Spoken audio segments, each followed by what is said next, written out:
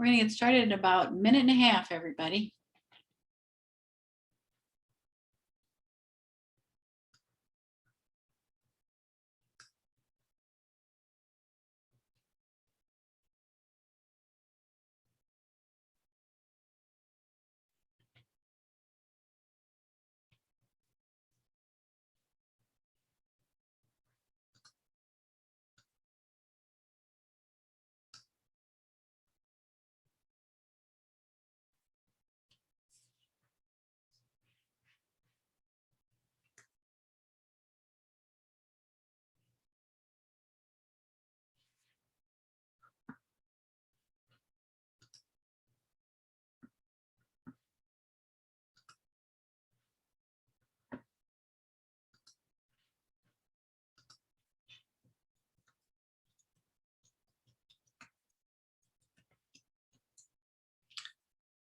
Okay, everybody, according to my clock, it's 1 o'clock Central Time, so I think that we will get started. Thanks for being with us today and joining us to discuss, as we're going to be discussing Canvas usability and how we are advocating that we leverage the power of the Unizin consortium to advocate for improvements. So in this session, we're going to be sharing with you briefly how Canvas usability testing got started at the University of Minnesota. We're going, why we extended an invitation to our Unizin partners for institutions to participate and collaborate with us in doing usability testing.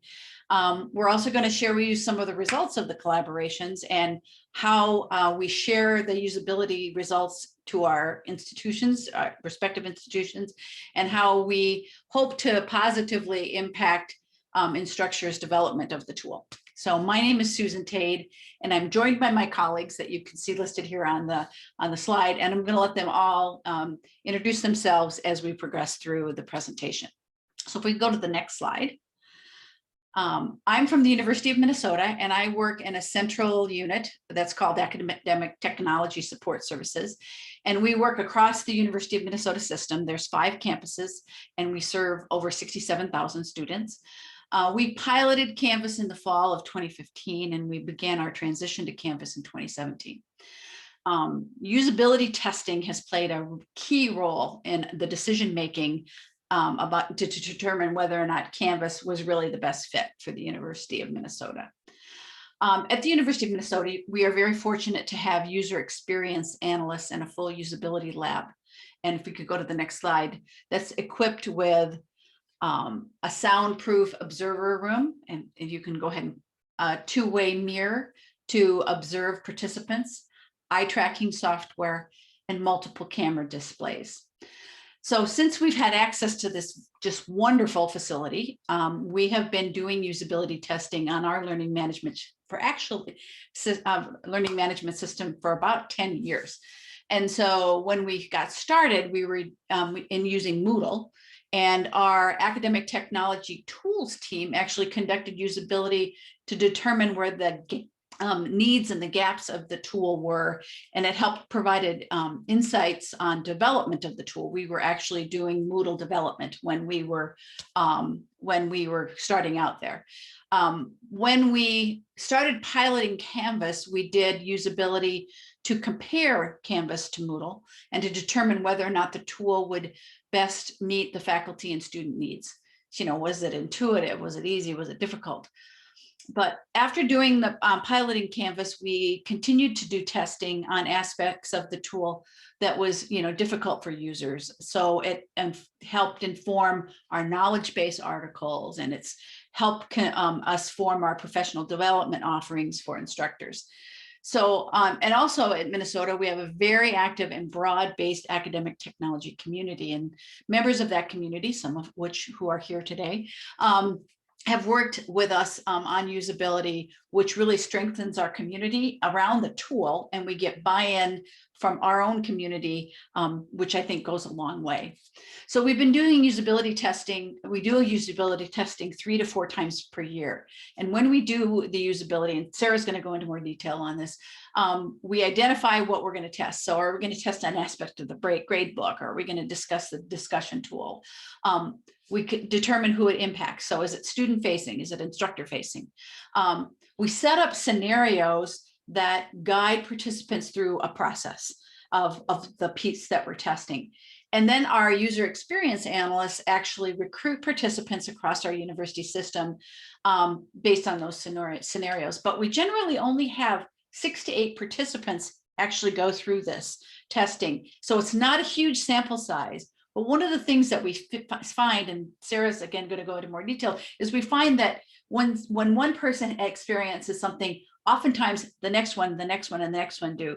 So if all of the participants actually are experiencing something negatively or positively, that's a big indicator for us. But one of the things that we always remind the people that that are our participants is that we're not testing the person, we're testing the product. We're testing the user interface. And so it really is so important to make sure that they realize that they're not doing anything wrong. So as we did usability testing, we realized how powerful and useful the information was. And we wanted to share this information with Instructure. We invited them to be part of our usability and observe it either virtually or in person. And for example, we actually have had other tools be a part of usability testing. For example, Kaltura has done some testing within our lab with us, and it's been very informative for product development there. But while Instructure was very interested in actually, they were never actually able to be part of our usability so far yet anyway. They had, changes in their company and staff turnover. But again, we still wanted to make sure that we were sharing this information, and we decided, if we could go to the next slide, to actually invite our Unizin partner institutions to take part in usability sessions so that they could see for themselves the value of this usability testing and actually help inform what, they can help inform what we tested. And so 3 of our peer institutions have joined in usability testing over the last 2 years. 2 of them are represented in this panel, and another one is actually joining in the audience. So it's really great that what we're going to hear now. I'm going to turn it over to Jason, and we're going to talk about, they're going to share why they decided to participate in this and what the value is that they found. And then later, we're going to be hearing more about some specific actual testing we've been doing so far. So Jason?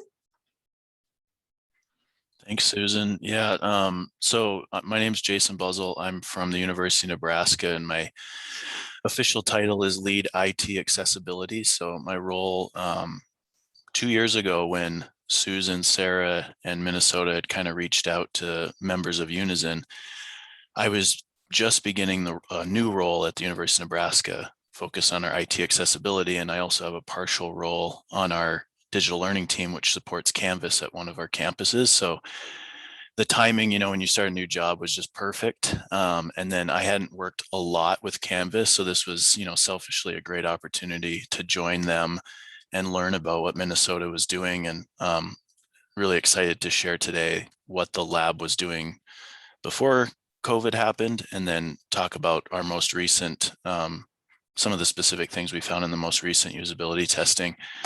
On the screen, you'll see our 4 campuses at the University of Nebraska, as well as our College of Technical Agriculture. So a little smaller than Minnesota, but 53,000 students, 4 campuses. Our IT organization actually kind of merged together a few years ago to support University of Nebraska-Lincoln, which is the red N on the screen, University of Nebraska-Kearney, which is the blue UNK, and then our University of Nebraska-Omaha. So our IT organization serves all 3 of those campuses, and then we work closely with the Med Center, and all 4 are now totally transitioned to Canvas. So between selfishly me wanting to jump in and learn more about Canvas and help with that kind of accessibility, usability piece within the LMS, great opportunity to, like Susan said, put voices together and common platform and get that to Instructure, and then learn what Minnesota is doing on the faculty development side. So yeah, excited to show you guys, and I'll pass it off to Christian from Penn State. Hi, I'm Chris Renoe. I began at Penn State as a support agent for our online college, and then moved over to working with our Canvas transition project. And now I'm the learning tools and Canvas functional tester at Central IT. We cover 20 campuses, including the online school, and we have around 90,000 students. We became a member of Unizin in 2014 and began our transition from Angel to Canvas in 2015. I was made aware of this invitation from some colleagues on the Unizin mailing list who had thought that I would be interested in it, and I very much was. Being pretty much knee deep in Canvas from the get-go, it was very useful to be able to see how other universities were tackling Canvas. And also, it was nice to be able to utilize the great usability and resources, usability lab and resources that Minnesota has that I just didn't have available to me personally over at Penn State. And so this was great to be able to collaborate with other universities and be able to have some takeaways. Since we began our Canvas transition a little earlier, I was able to bring some insight into the common stumbling blocks that we all run into, but was also able to see how the other institutions were able to get over those same problems themselves and be able to take those things back to our documentation and faculty development teams. It was also nice to be able to take a more relaxed view at the LMS. While Jason and I and Tasha were observers, we definitely always felt like our input was valued and we were able to work collaboratively with the Minnesota team. But we weren't running it logistically. We didn't have to do any of the setup. So that gave us more time to sort of sit back and just take everything in, which gave us more, a more relaxed atmosphere to be able to find those pieces of insight to be able to reflect on and bring to the other universities.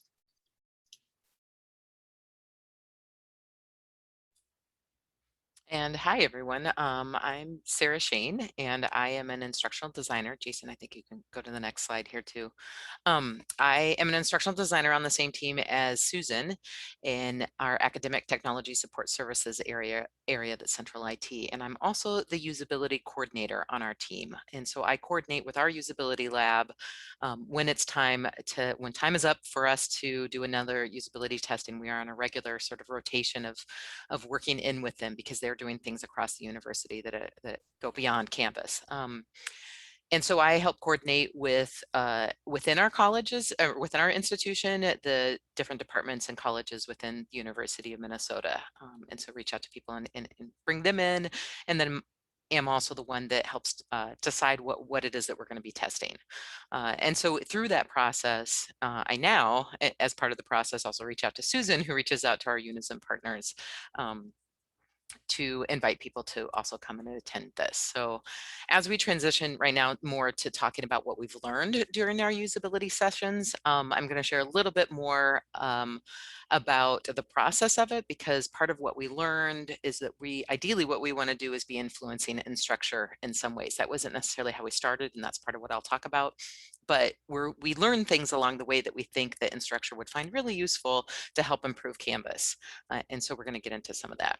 So this video that we have here, I think Jason's going to play it.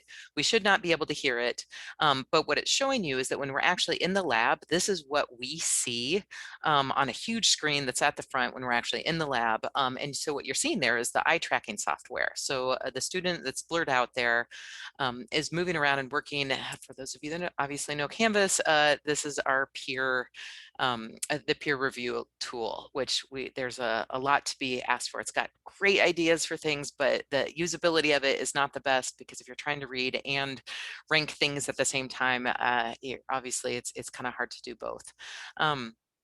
And so this just kind of shows you that we can see their hands moving. We can hear them talking, which you can't hear right now because you're hearing me talk. And then we can also see where they're looking around. And so as we're observing this and hearing them talk, they're ideally talking about what they're looking for, where they're getting stuck.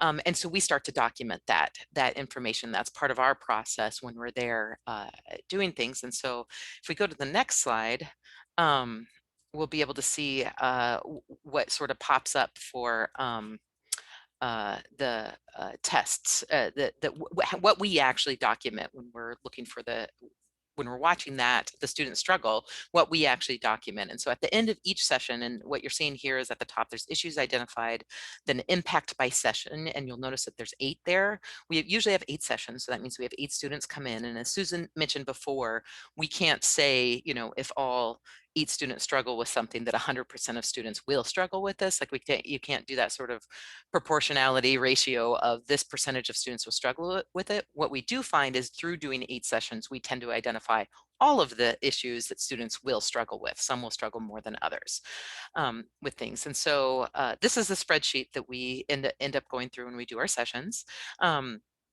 And so we identify issues, and as you know, the first person, we have the issues, and then when we go into the second person, we look back on the first person's issues and say, did they have the same issues?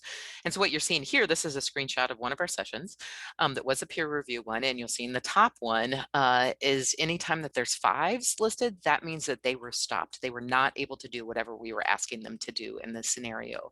And so they either had to call for help, our lab assistant had to go in and intervene and ask them what they're doing and try to help them find what they're doing. And so the 5s are bad for Canvas. And so that's what we go through and see here. And initially, when we were doing this, I think we started, and this is part of when we worked with Moodle, we had some influence in Moodle, and Moodle would come in and work with our labs to think about how we're changing things. But initially, when we started, at least when I started, in taking on the usability coordination of things, we were more thinking about internally, where our help guides, how can we improve our help guides where we know instructors get stuck? How can we communicate out to our wider audience of academic technologists and instructional designers to know what those issues are? Like, we were really thinking about how can we support the students and instructors. And then along the way, we've realized these are things that are bigger than this. Like, these are things that instructors should be about too. So Jason, go ahead and click through we have some animations on the slide that show oops. Oh, yeah, I think you pulled up the actual we must have that linked out to the spreadsheet there.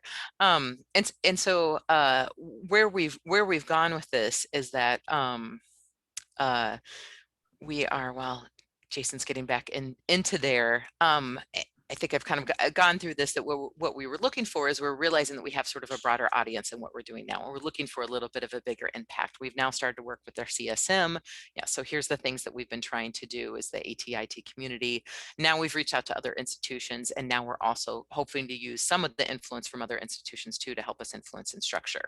And so we have had some success with influencing Instructure. I think it's some things and having some connections with our CSM and all of that too. So we can move on to the next slide.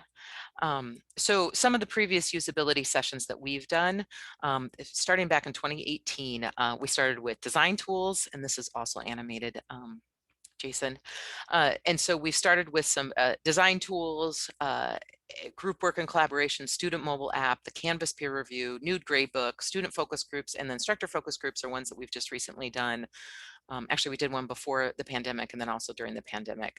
And then learning analytics is also something our office has done, but I haven't been the one leading that. So that's been specifically in connection with Unizin partners and things like that too. So where we've grown, and initially when we were doing some of these, we just had some sort of internal reports where we were sharing it within the academic technology community. Now we're trying to put out public facing things out there. So we have like the Canvas new gradebook posting policy. One of the things that we found, that those of you that use Canvas probably already know this, that the 3 dots in the instructor column or in the Canvas gradebook section, the 3 dots in each column, instructors don't navigate to that naturally. And so it's one of the things that we're trying to promote of anytime you see 3 dots there, or at least tech savvy. Non-tech savvy instructors don't necessarily go there naturally.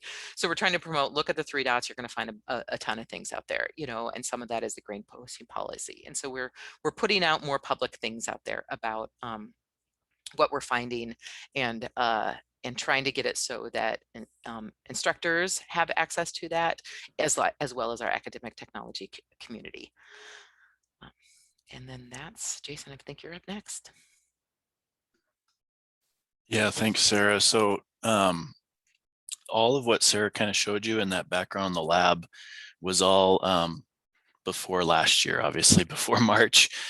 We had come, and part of this presentation we had done up, and we were ready to present on a lot of what we had just shown you and some of the details. And then March and April happened last year, and COVID. And what you see on the screen now is a little bit, is a table showing kind of pre-COVID, all the benefits and positives of having the Minnesota resources there with the in-lab experience. And, but also talking about some of the challenges, and there were very few, but for folks like me, Christian, and the others from Unizin and joining. So when COVID happened, everyone went fully remote.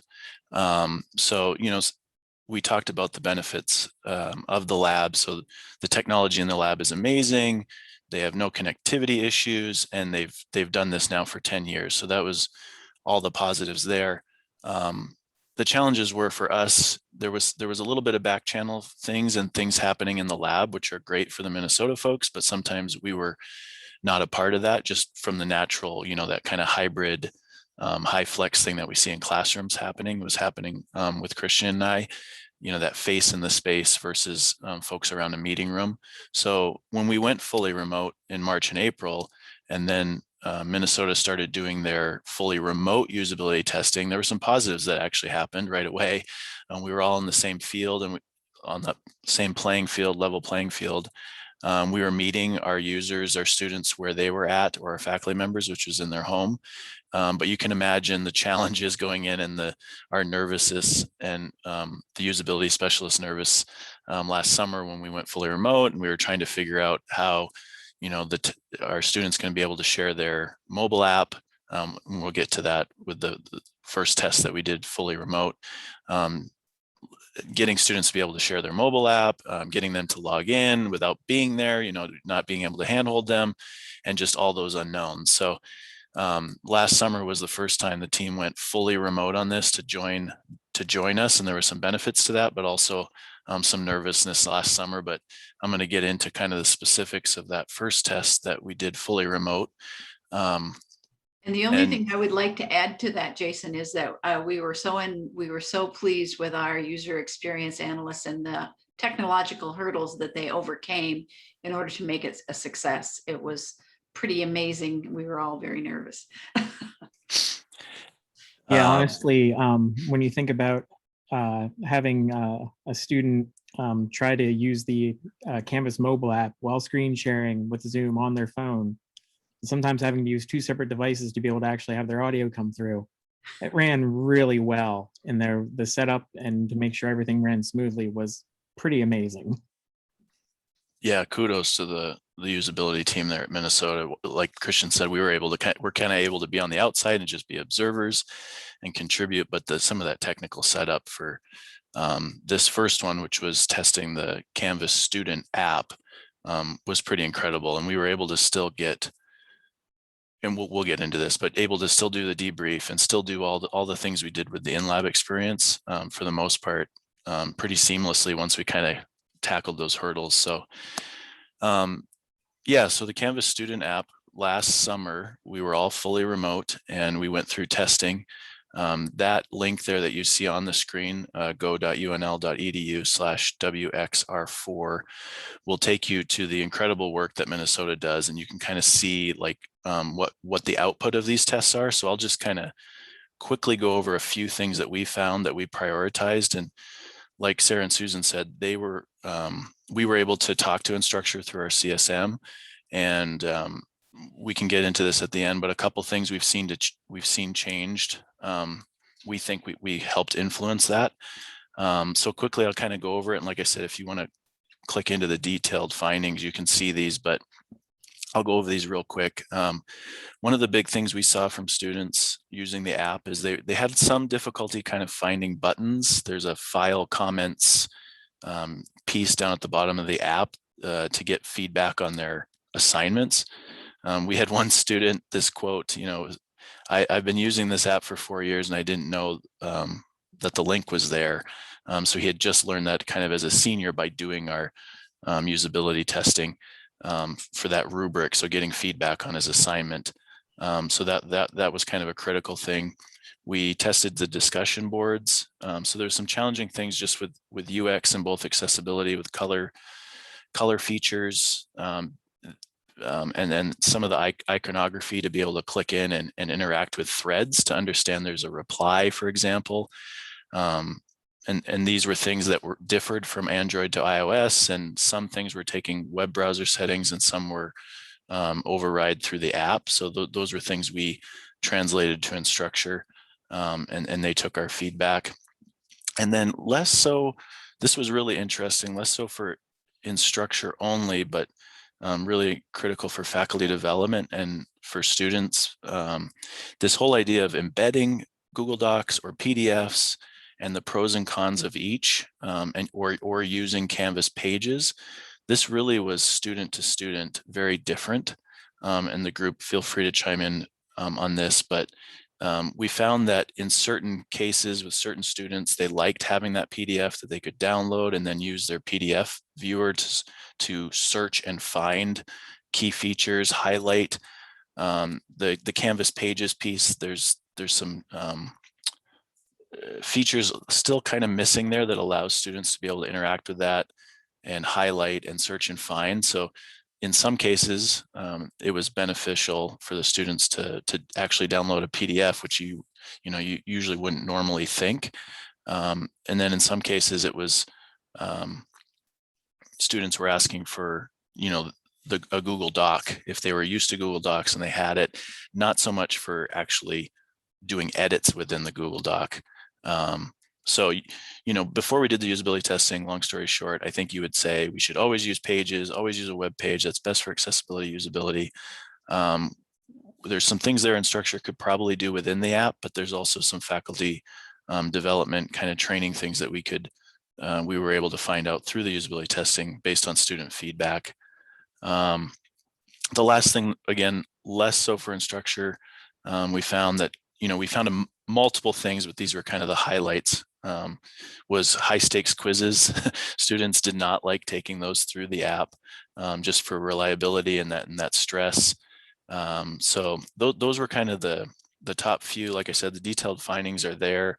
On the screen, you can kind of see the Google Docs feature. So embedding versus launching out to Google Docs.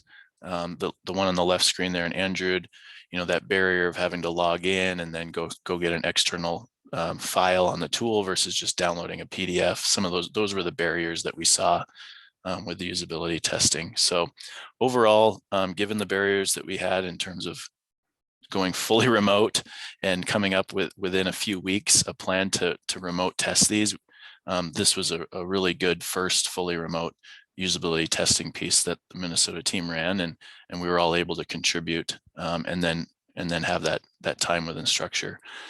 Next, Christian's going to talk about our other usability testing that was a little different and that we also did fully remote a few months later. I did want to mention that over at Penn State, we have a mobile app, which actually we worked with Moto Labs to develop our own separate interface with Canvas. So we have our own Canvas app for us. And while we were pretty on the fence about having students able to submit anything via Penn State Go, being able to take some of the information from the usability testing here just further made it so that we really wanted to give students a read-only view to be able to check in and see announcements in their syllabus, and to be able to read course materials without having to go through any of the pain points or hurdles of attempting to submit anything via the mobile app. And so that was very useful information to be able to take back to the team. And so in the fall, we ran our student focus groups. So these were a more holistic view as compared to like the nuts and bolts of Canvas. This is more, how do you feel taking courses that are fully online? As we know, in March, we were sort of in just treading water, trying to keep things going. We need to move everything online right away for the spring semester. Then in the summer, some courses we were able to take some more time, and we were able to build out some courses with online only being the focus for remote. And then in the fall, we really had our first real full semester where everybody at the university was working to do remote instruction. And so in the middle of the fall, we were able to really take the student temperature of how they felt online was going.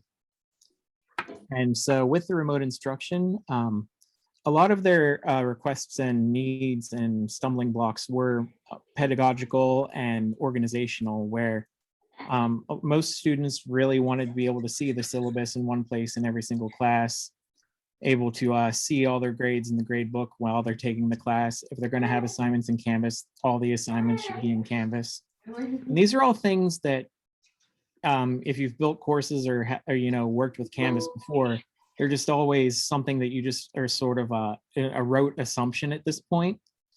But it's different for like going down your checklist and just like looking at things, as opposed to, in real time hearing that come out of someone's, have someone say that, and it sort of reinforces that point or refreshes it so that it's back in the front of your mind, as opposed to just being muscle memory when it comes to designing courses or anything along those lines.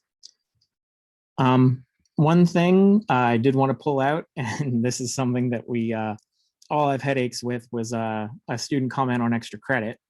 And I'm sure almost all of you have heard this exact quote before in one way or another. One aspect that we all had pain points with was extra credit. For one student, for example, I had a professor who would put the extra credit assignment score out of 0, and then she would put a grade on it so that it affects the overall grade that I receive. That is accurate because it's an extra credit, so technically it is in addition to your final grade. But I had another professor who offered extra credit as out of 5. So if I get 3 out of 5 points in the extra credit assignment, it will decrease my final score and will not give me extra credit at all. And I'm going to bet we have all heard that. And so pushing on just like finding a standardized way to do extra credit has been something that we've pretty much all been asking for years along those lines.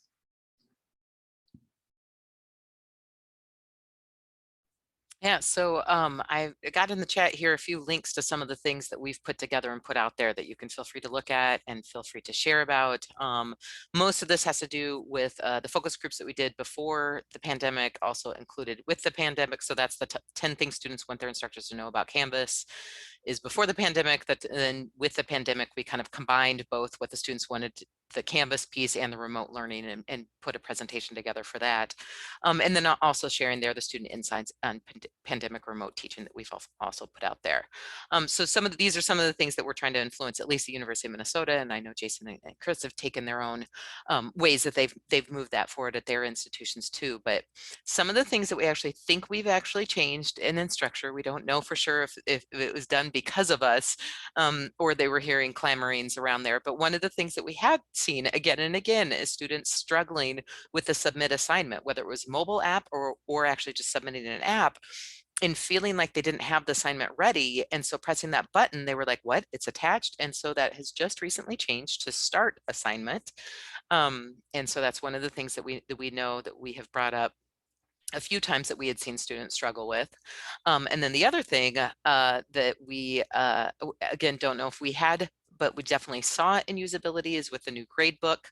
We were finding that instructors didn't know what grade posting policies were. And this is particularly a problem around if you have units where there's people that put together the Canvas course for instructors and then hand it off to the instructors.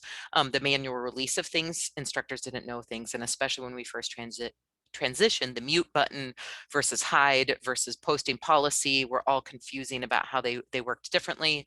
And so there's an automatic width, a longer width that it auto widens the columns, auto widen to include the manual wording there, that if you have, the manual grade posting policies turned on.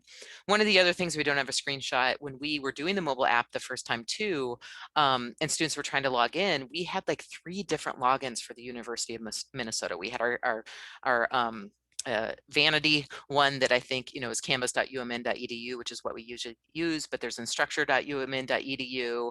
And so we had some of those things that we were actually able to communicate with them, and they were able to change that. So University of Minnesota students now just have one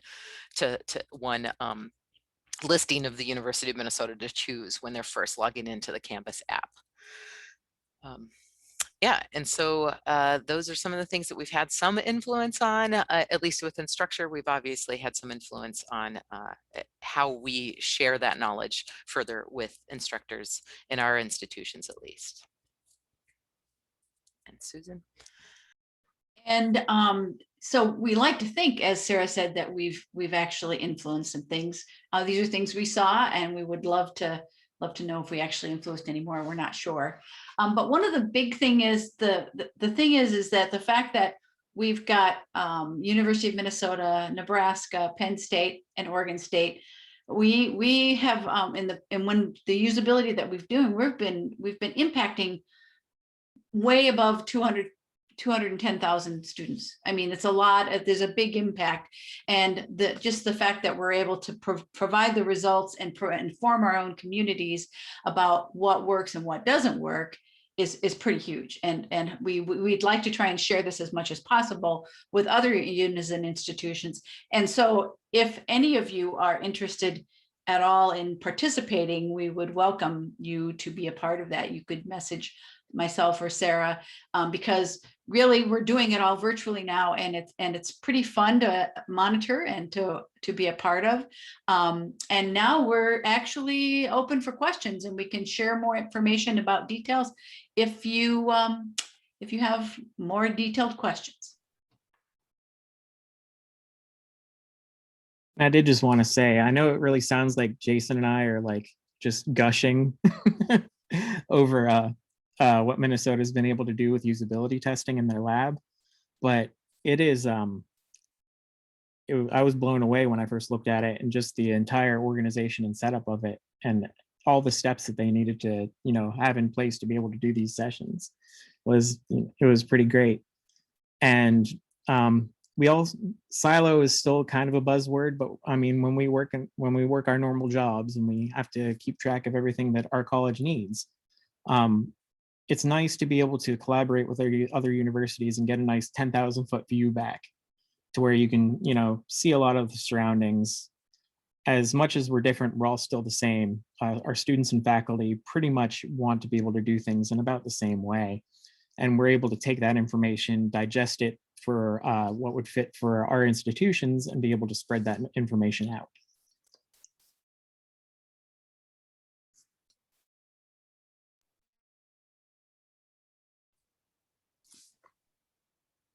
I was just gonna, as if anyone has a question, please let us know. I was gonna maybe talk just a little bit about the time commitment, and how, as an observer, maybe just a little bit on how you'd be involved. So Minnesota does a great job of sending out all the invites, and it is a little bit of time, but it's a very focused, kind of over 1 week.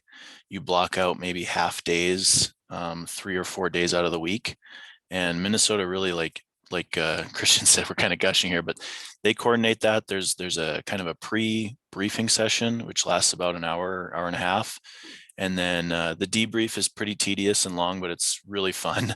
I've always enjoyed it, kind of going over all the sessions. And I really do think it's important to try and make all the sessions. Occasionally me and Christian will miss one, but if you miss more than one, it's difficult to kind of have a good conversation. So, I mean, we're talking, you guys, 15 to 18 hours over the course of a week-ish, week and a half tops. Yeah, I'm kind of thinking ways maybe to get a couple other folks from the University of Nebraska team. I saw a couple on here, maybe also observing. And like we said, we'd love you guys to join us. Minnesota's done a great job of including us. And I see a question there from Tasha. Yeah, happy to address that. Yes, so some of the history of things that have happened a little bit that I didn't talk about, we did actually, there was somebody that was doing usability at Canvas that we had come to one of our early sessions. He's no longer there, and this was a few years ago. And he came, they don't have a lab of the same, they do something different. And I think it was just a part of one area that they were focused on. And he said what he would love to have his developers see this, but they can't make that time commitment to go and see all of the sessions. And so ideally what he wanted was us to have a montage of the videos to be able to share with the developers to show where students are struggling. And at that time, we didn't have permissions from the students to record their videos of doing things. So we went through a whole process of a revamp of what the students signing off of things, and basically saying that they don't have as much privacy as we were initially giving them, because we're going to be videotaping them and when we want to put some stuff together for them. Unfortunately, that person left the university. It's also a huge task to put together all of, when you have 8 different sessions that are like 45 minutes long, to do all the editing to get the short montage of where there are problems for that. But we've done some work around that. And then of course, COVID throws everything into a wrench of stuff.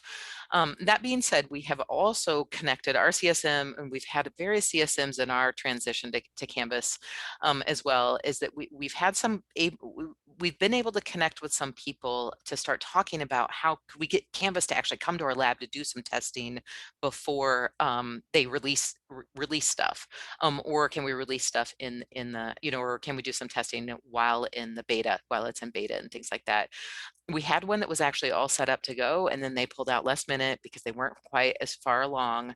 And that's really hard from our end to pull out last minute, because if we pull out from the usability lab, they are such a wanted and desired thing at our institution that if you pull out more than once, they won't work with you again. So when Canvas pulled out, we had to do a quick scramble of what are we going to do for usability. And I think that's actually when Kaltura stepped in, and that Kaltura as a company stepped in and said, we'll take it. We'll do that. And so we've had some conversations around that. I know personally for me, I want to do the new quizzes and get some testing around that, but there's continuous changes. And so it's like, do we do testing before we know that there's going to be new things rolling out? And so it's sort of the timing of all of that that we are still trying to figure out, but totally open to ideas around that too, of new things that are coming down the pipeline and wanting to test that. It is certainly something that we could do. It's a little bit harder work to put stuff together in beta than it is in the live experience, to put together all the background stuff that has to happen for the fake students in Canvas for students to be able to work that. But yeah, I see another question. I'm going to go ahead and read Tasha's question. Oh, yeah, sorry, I should have who's read that at checking the beginning. Recording and doesn't see chat. And then I'll go ahead and I'll read Matthew's out. So Tasha had asked, I would love to see usability testing on some of the features that Canvas is considering / building before deployment. Have there been any conversations with Instructure about partnering with the University Usability Lab at Minnesota? And then Sarah gave that wonderful answer. Matthew asked, has there been any evaluation of instructor responses to usability guidance published in help articles or email newsletters? How are best practices best communicated, and how are instructors adapting their teaching to usability issues? Matt, that is a magic question. We have done some, this is still new enough to us that we're putting things out there in a more public space to do that, because I think initially what we were doing was sort of just spreading it to our academic technology community and trusting that the College of Liberal Arts was going to put it in their newsletter and they would put it out and they would sort of manage all of that. From a central perspective, that's part of what people wanted, but now we're trying to put more things together. Where we are seeing things, we know that we get more influence if we can get stuff. We have a brief that comes out once a week that some instructors, we can get a little bit more influence there, but really our influence is we have something called MyU, where instructors can log in and we can access everything from our time off to like academic classes to looking for jobs, all of that stuff. And there's a dashboard there that has a little, I keep doing this because it's our Zoom, it's basically the Zoom things, the squares of advertisements of things that are happening around the U. And if we can get on there, we get more people showing up to things, more clicks on things. We haven't followed it all the way through if we know instructors are adapting to those, what we're putting out there. But I know personally it has really influenced when I'm working with instructors one-on-one, being able to reference this stuff and being able to pull up these things and also send it to them and say, here's some other stuff that you may be struggling with, or some other things to consider. So we haven't done that at a large, sorry, go ahead, Susan. We haven't done a large, I think, look at things yet.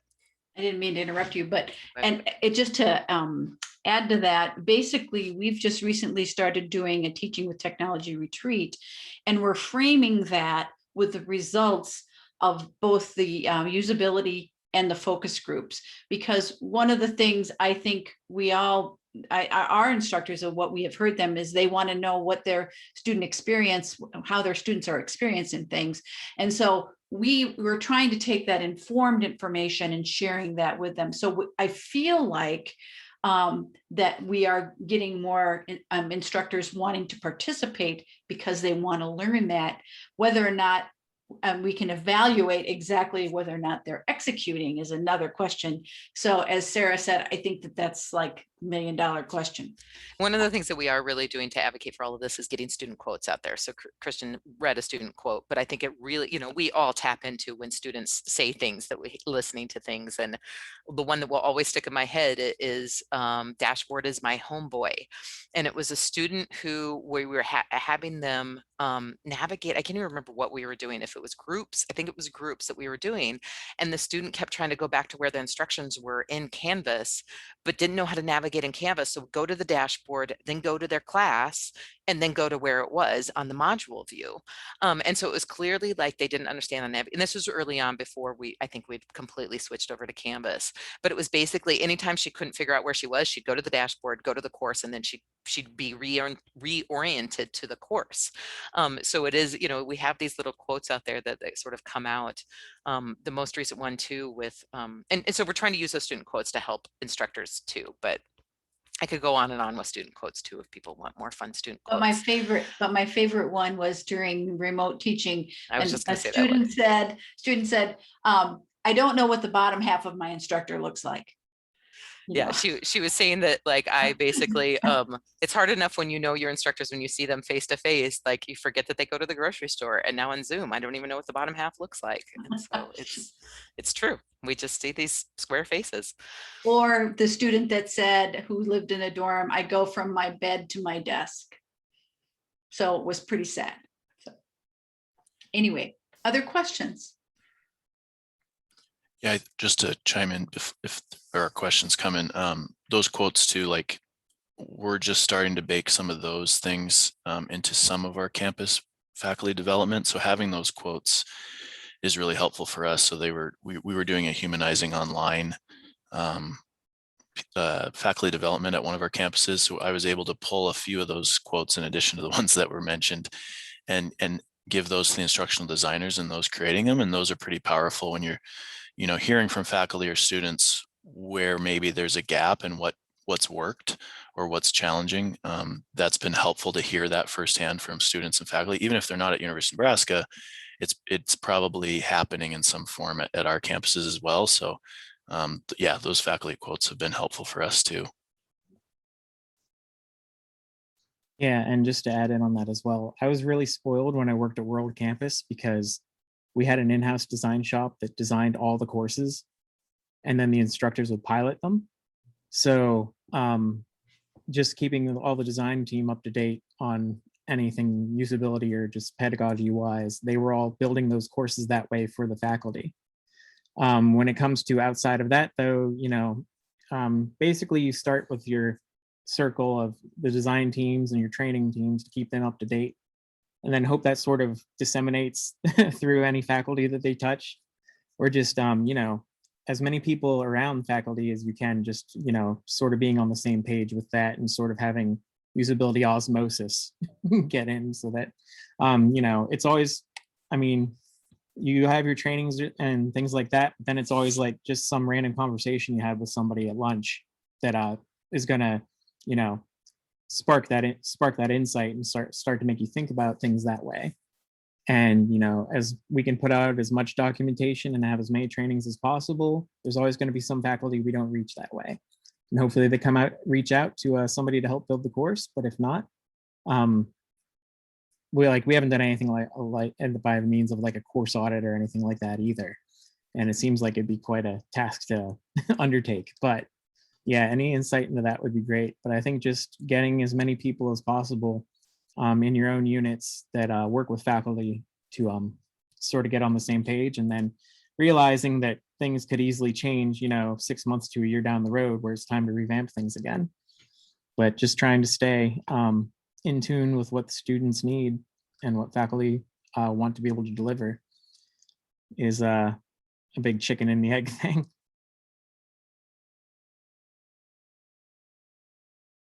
Tasha has asked, what's up next for usability testing with this group? 2 weeks ago, we just did the faculty focus groups, and so we're putting stuff together from that.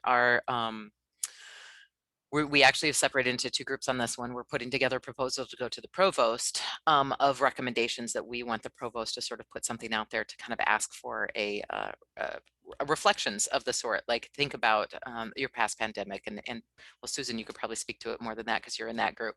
And then we're also going to put out something that's specific to instructors and more in our AT-IT community. But the truth is I haven't thought beyond that when our next, what we're going to do next. So also open to ideas about that, if that's going to get some of you to come and join us. If there's something in particular you're wanting to look at and test. Susan, I don't know if you want to mention more about what you're putting together for the faculty focus groups. The output of the faculty focus groups, basically, we were trying to glean what worked in this pivot and what will we keep? And I think a lot of us are asking that same question. But just hearing kind of some of the similar things from instructors, we had 4 different focus groups, 4 different faculty focus groups. And again, you hear common trends. And so those are the kinds of things that we want to make sure that we're putting forth to the provost so that they really understand that this is where faculty are coming from. So we will be putting that executive summary together again to share out with our community. So. But yeah, we'll be doing some more testing again. When's our next time, Sarah? I don't even know. I have to admit, you asked me this and I don't know. Tasha, It's it's like tiring. you were planted here. Tasha's also been a part of some of the usability too. So I feel like it seems like we've planted her there to ask our next questions. But if we did in April, May, June, so July or August is probably the next time that we'll be doing something. And with that, I would think be a we're big one. about at the end, unless somebody has one more question. With so many of us moving off Piazza, I think discussions might be a good one to tackle. Again. Right, because we all know everybody hates discussions. That could be, sort of trying to come up with some concrete suggestions to Canvas. I will also say, just as a side note, we did at some point in time in all of this too have ended up meeting with some developers in Canvas, and I forget how this wholly came around. And what we've been putting forward is just some recommendations, but when I pulled up the spreadsheet that we shared with you that looked like that, they got really excited about that and said, can you share those with us as well? Because this is what they could use to show their bosses that this is where they need to spend their time sort of focusing on what can get changed. So also open to anybody out there that has connections within Canvas too. So. Jeannie, thank you for sharing that. We've been hearing that about discussions for a while now, though, too. So I don't know if that means they're far along or not that far along, that they're going to be updating. Jeannie put in the chat, though, they're updating discussions soon, according to the Canvas timeline session today. Even better, you might have something new to test. That's true. Nothing better than new. Well, thank you for attending and listening to us. Thank you all very much for attending. Thank you, folks. Look forward to seeing y'all online the rest of the day.